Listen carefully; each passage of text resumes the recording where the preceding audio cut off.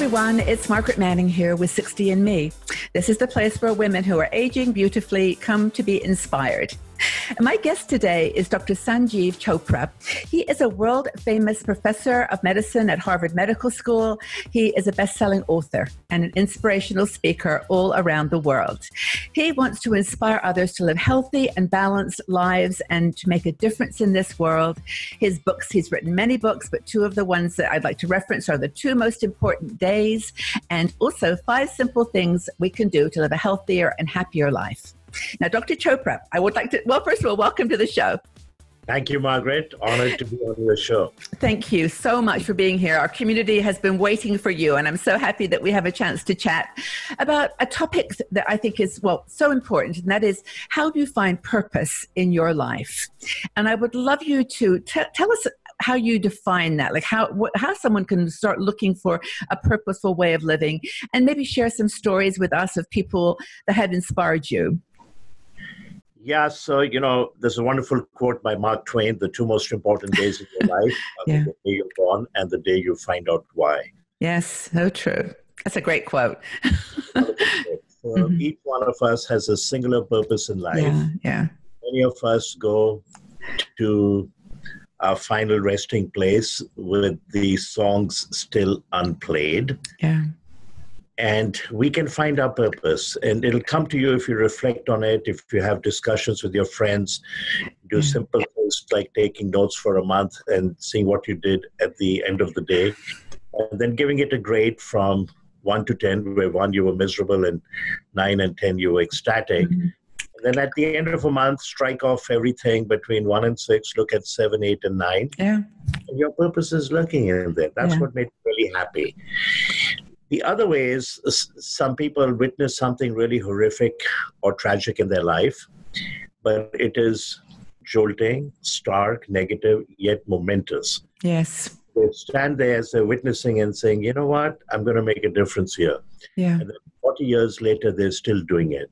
Yes. So I had the privilege of meeting a gentleman by the name of Jaime Aramillo. He is a national hero in his country in Colombia. Right. Hence the term Papa Jaime. I met him at a leadership course at Kellogg some 10 years ago, and he remains... Oh, we have, your set has fallen, but that happens to the best people.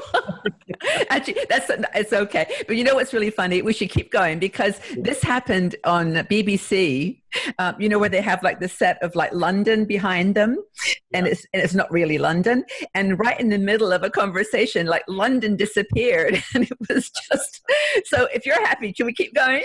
Absolutely. Because this is like, these are the obstacles you talked about. So, keep going. Jaime Aramillo from the country of Colombia is standing at a street corner in Bogota. Yep. This is about 40 years ago. And across the street, there's a sewer. And these orphans live in the sewer. There's a 7-year-old beautiful girl looking at him and smiling.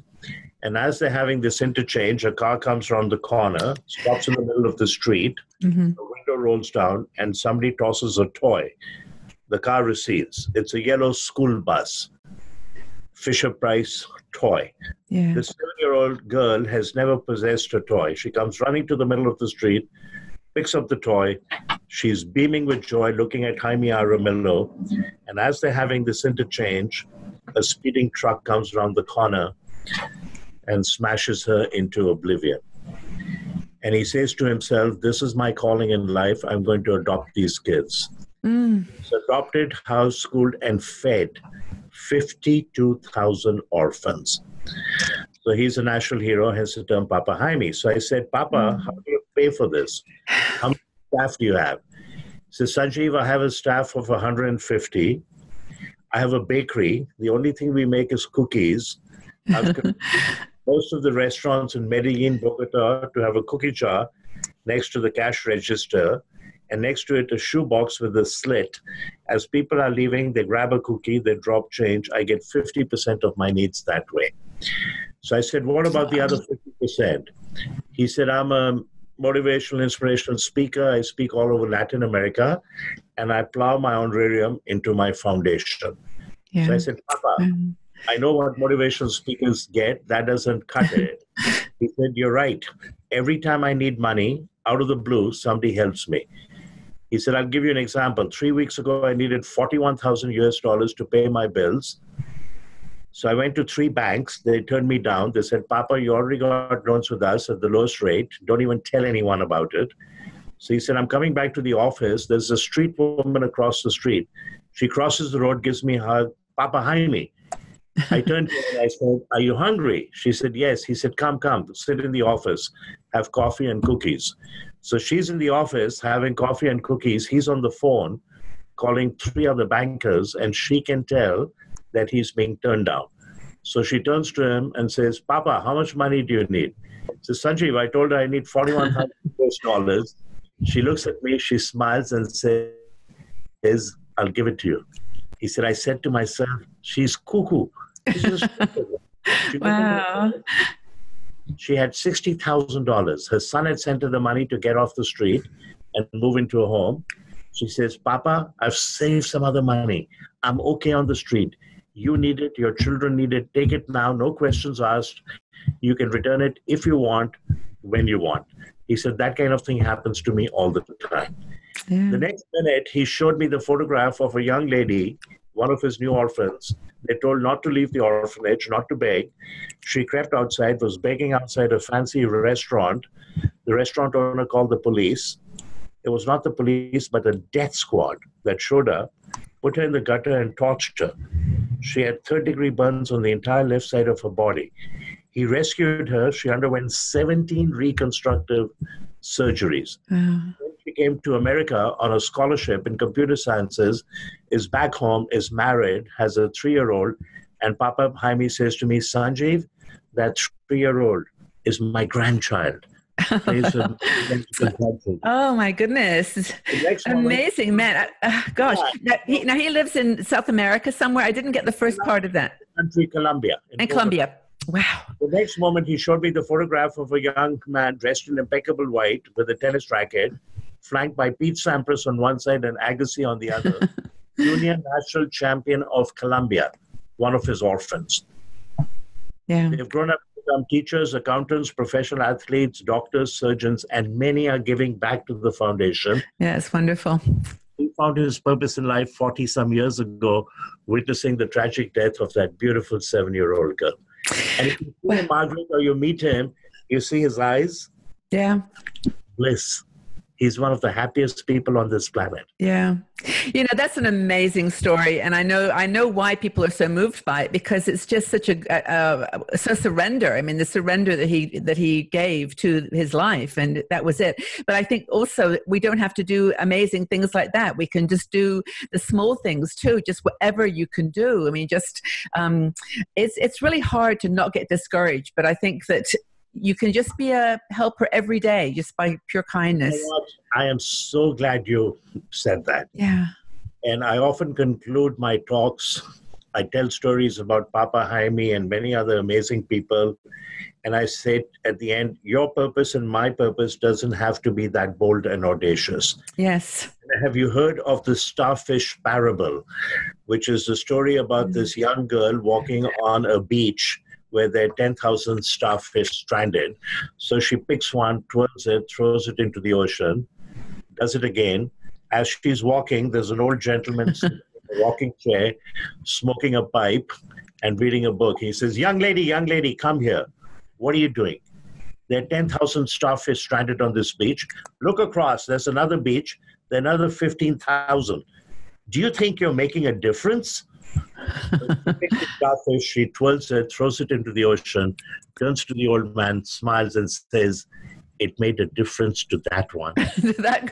Yeah, that's exactly it. I mean, it's just like, there's just the one little thing that you do bring into a person's life. It's really, I think this is an interesting conversation. As women get older too, I think we look back sometimes and we think, what difference did we make in the world? We had opportunities like Jaime did, where we saw something that really moved us, but we didn't have the courage to do something about it. But it's like that book about the 5 people that you meet in heaven. Like you just don't know the people that you changed along your life. I mean, do you feel that true in your life? That I absolutely do, but I want to bring up something that I think the people listening should be very cognizant of. 5 things people say. I should have traveled more. I should have spent more time with my friends. I should have been the bigger person and said, I'm sorry. I should have had the courage to pursue my dreams and aspirations. And I should have said, I love you more often. So who says these 5 things?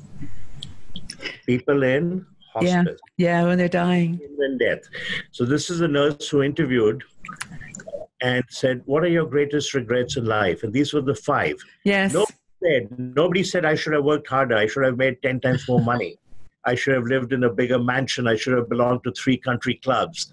I should have had a new Ferrari every 2 years. So the point is, we need to be doing this now. Spending more time with friends, say I love you, travel, have the courage, even at this age, to pursue our dreams and aspirations. And if we did something that offended somebody, be the bigger person, got into a fight, say I'm sorry. And Harry Truman once said, never ruin an apology with an excuse. Wow. Unconditional, I'm sorry, I hurt you, period. Please forgive me. Those are very powerful words. And I think that the women in the community will appreciate this. We actually have a deck of inspirational cards that we put together at 60andMe. And we talk about almost everything you've just said.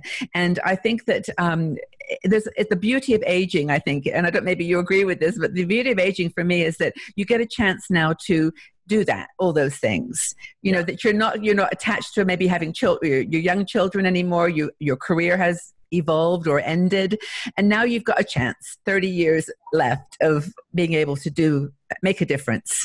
Yeah. You know what we call it? We call it the 30-year dividend. Yes, it is a gift. That it's a gift. You know, 100 years ago, we wouldn't be talking right now, you and I. No, this is actually a very good point. I want to close here on something that we've kind of gone all over the place on this interview, which is great. But we were talking earlier about something about longevity, talking about those extra 30 years that you get, and we were talking about telomeres. And just take like 3 or 4 minutes to tell us what a telomere is, because you're a doctor, you understand these things, and why certain things like coffee and other things are good for you for longevity. Give us those 30 years of healthy life. So telomeres are at the end of our chromosomes. Okay. Just like at the end of my shoelace, there's a piece of plastic. Yes. At the end of our chromosomes, there are telomeres, and they prevent fraying of the chromosomes. If one has shortened telomeres, it means there's accelerated cellular aging, and we may live 5 or 10 years less than people with normal sized telomeres. Who has shortened telomeres? It turns out mothers of chronically severely disabled children. The stress day in, day out. The other group are caregivers of people with Alzheimer's. Mm-hmm. Not the person with Alzheimer's. The person with Alzheimer's is clueless.